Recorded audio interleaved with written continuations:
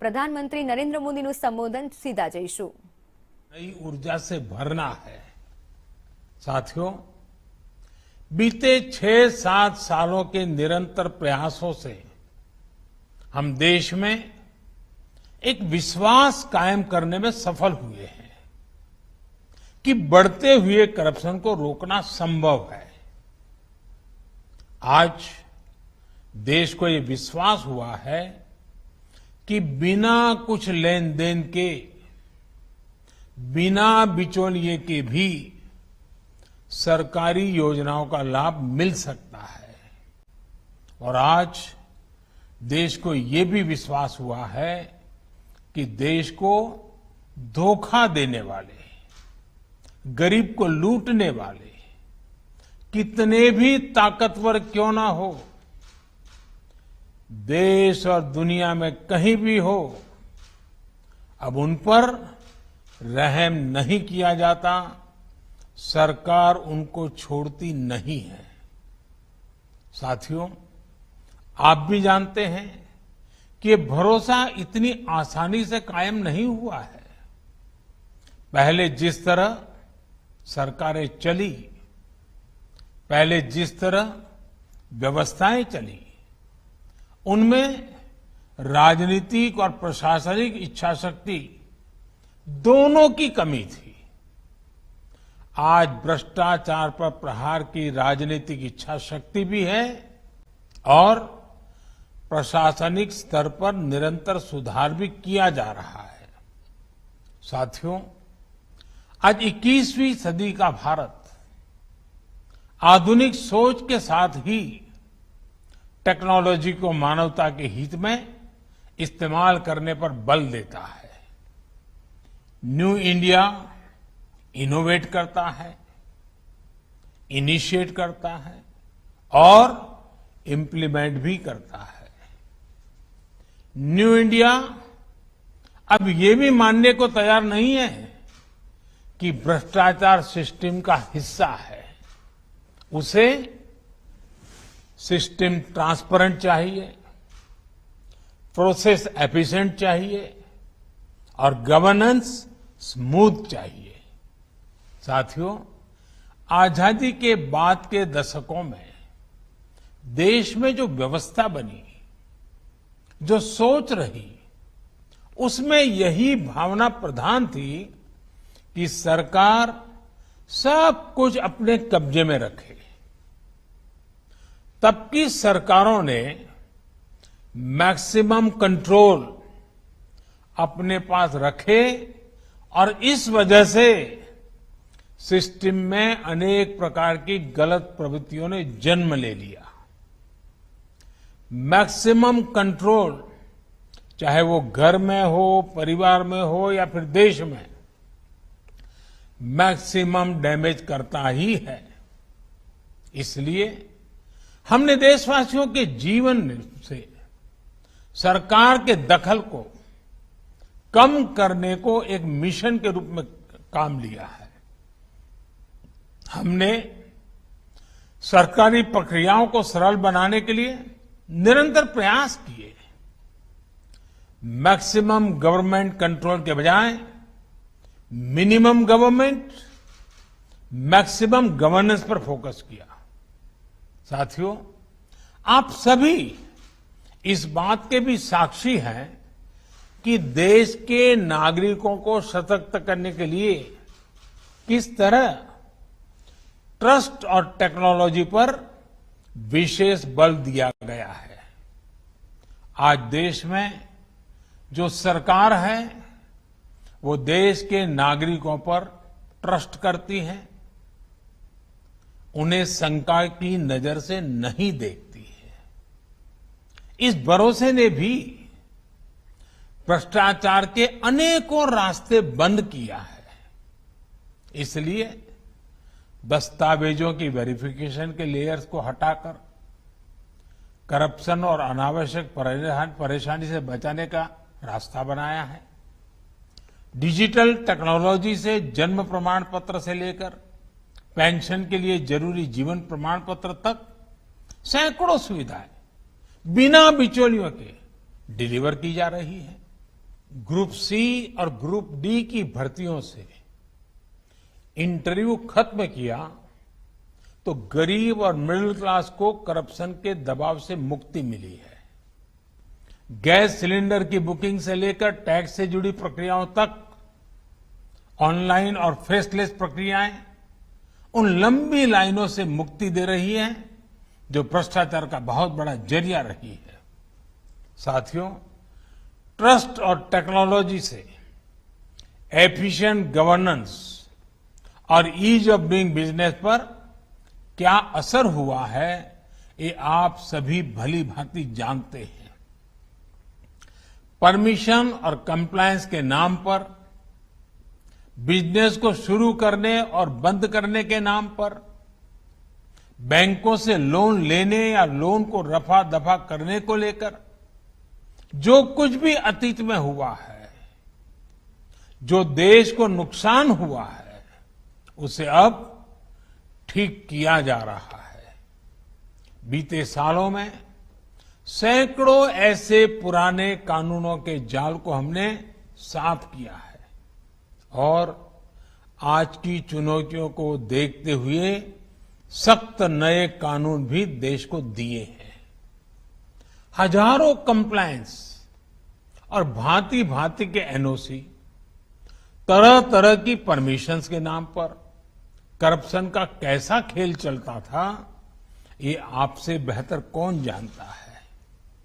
बीते सालों में हजारों कंप्लायंसेस खत्म किए जा चुके हैं और आने वाले समय में ऐसे हजारों कंप्लायंसेस और खत्म करने का इरादा है।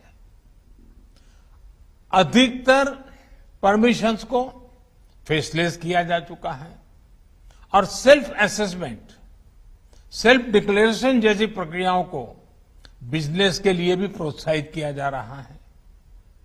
जैम यानी गवर्नमेंट ई मार्केट प्लेस की वजह से सरकारी खरीद और ई टेंडरिंग में पारदर्शिता आई है, उलझनें कम हुई है।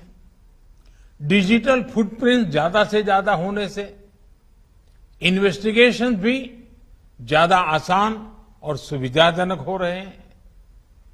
हाल में लॉन्च किया गया PM Gati Shakti national master plan, इससे भी डिसीजन मेकिंग से जुड़ी अनेक मुश्किलें समाप्त होने वाली हैं। साथियों, जब हम ट्रस्ट और टेक्नोलॉजी के दौर में आगे बढ़ रहे हैं तो आप सभी साथियों, आप जैसे कर्मयोगियों पर देश का ट्रस्ट भी उतना ही अहम है।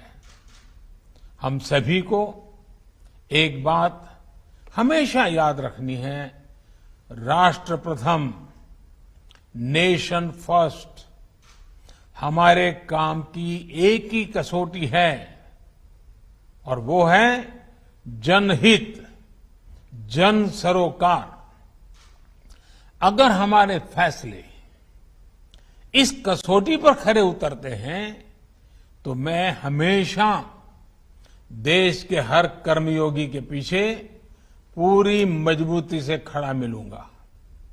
सरकार ने सख्त कानूनी रास्ते बनाए हैं, उनको लागू करना आपका कर्म है, लेकिन कानून की ताकत के साथ ही उचित व्यवहार के लिए प्रोत्साहित करना, मोटिवेट करना, ये भी उतना ही जरूरी है।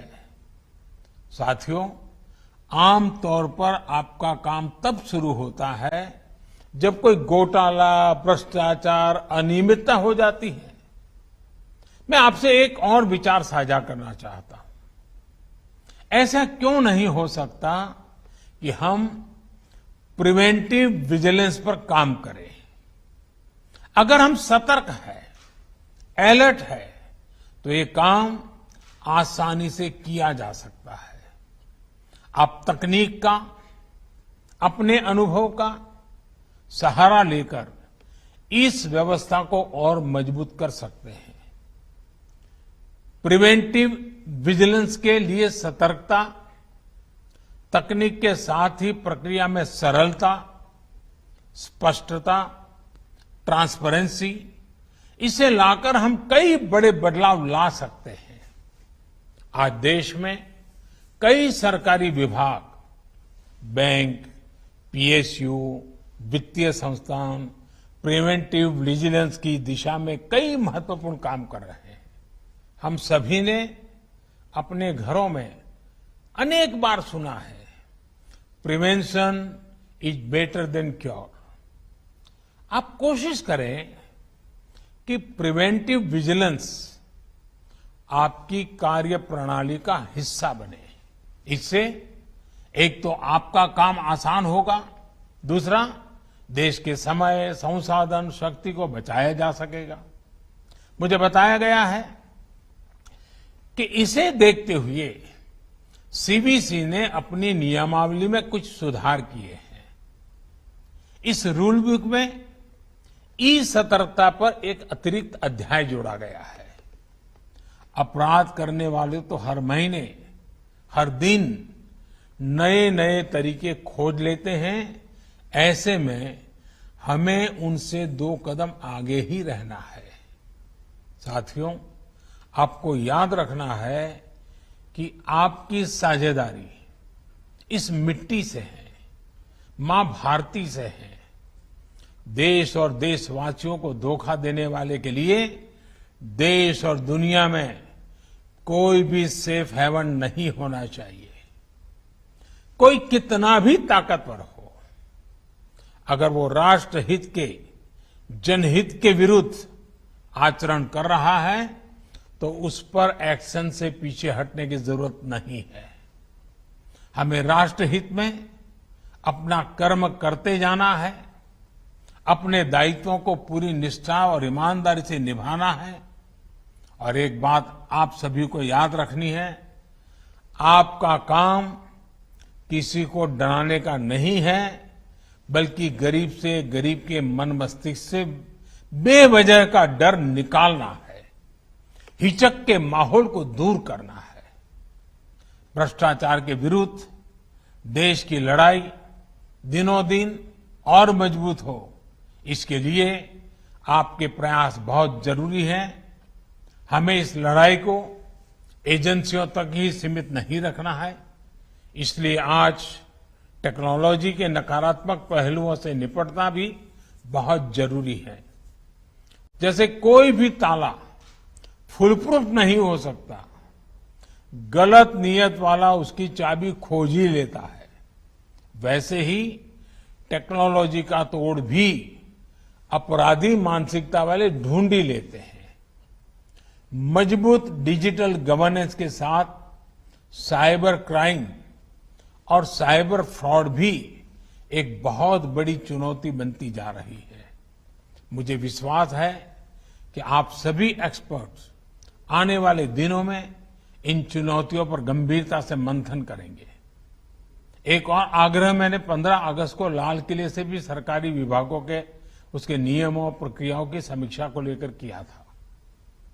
मैं सीबीसी और सीबीआई सहित सभी एंटी करप्शन संस्थाओं और संस्थाओं से भी कहूंगा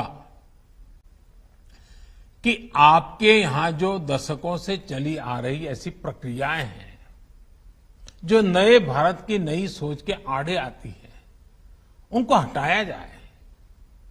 नए भारत की नई सोच और नए संकल्पों के लिए इससे बेहतर समय और क्या हो सकता है। देश आजादी का अमृत महोत्सव मना रहा है। आप भी इस महायज्ञ में अपने प्रयासों के साथ जुट जाइए।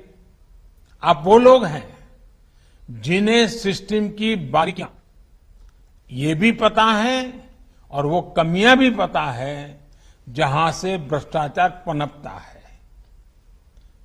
करप्शन के लिए जीरो टॉलरेंस की न्यू इंडिया की नीति को आपको दिनों दिन मजबूत बनाना है। आप इस महामंथन के दौरान भी इस प्रकार की प्रक्रियाओं और कानूनों पर चर्चा करेंगे। आप कानूनों की इस तरह लागू करेंगे कि गरीब सिस्टम के करीब आए और भ्रष्टाचारी एक एक कर सिस्टम से बाहर हो। ये बहुत बड़ी देश सेवा होगी।